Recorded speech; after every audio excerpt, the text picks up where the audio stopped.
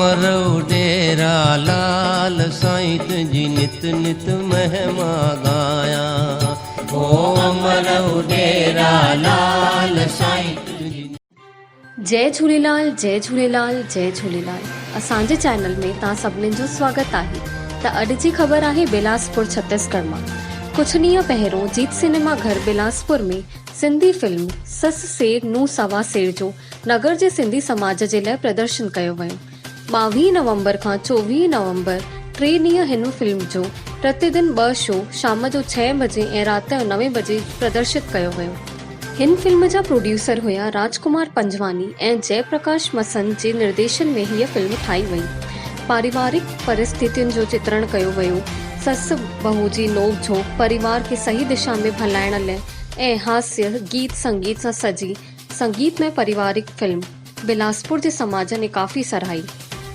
नगर जा मुरली फिल्म के राजकुमार मनोज मनसुखानी ॿुधायो कि समय समय ते कोशिश कंदासीं कि अहिड़ी फिल्मूं नगर में प्रदर्शित करी वञनि ऐं हिन फिल्म सिंधु अमरधाम आश्रम चकरभाटा जा संत साईं लालदास जी जे कर कमलनि भगवान श्री झूलेलाल जी मूर्तिअ ते दीप प्रज्वलित करे माला अर्पण करे उद्घाटन कयो वियो ऐं हुननि बि इन फिल्म जो भरपूर आनंद वरितो ऐं खूब सराहना कई। पूर्व मंत्री अमर अग्रवाल भी फिल्म ॾिसी करे सराहना कई। चूंकि हीअ फिल्म जो हिकु गीत फिल्मांकन कयो वियो आहे श्री झूलेलाल मंदिर चकरभाटा में ऐं फिल्म जी मुख्य नायिका पिंकी नागवानी पंहिंजे नगर बिलासपुर जी आहे ऐं रायपुर जा कलाकार टीम सां गॾु शो प्रदर्शन में उपस्थित हुया। फिल्म जा सभई शो समाज जे दर्शकनि सां फुल रहिया।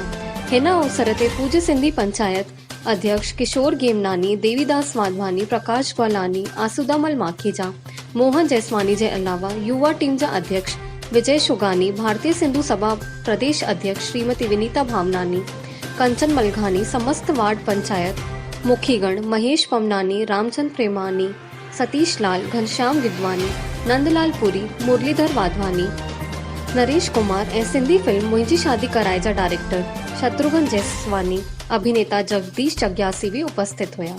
त अॻिते जी ख़बरूं ॿुधण लाइ जुड़ियल हुजो असांजे चैनल सां ऐं वधीक खां वधीक लाइक कयो, शेयर कयो, सब्सक्राइब कयो। जय झूलेलाल।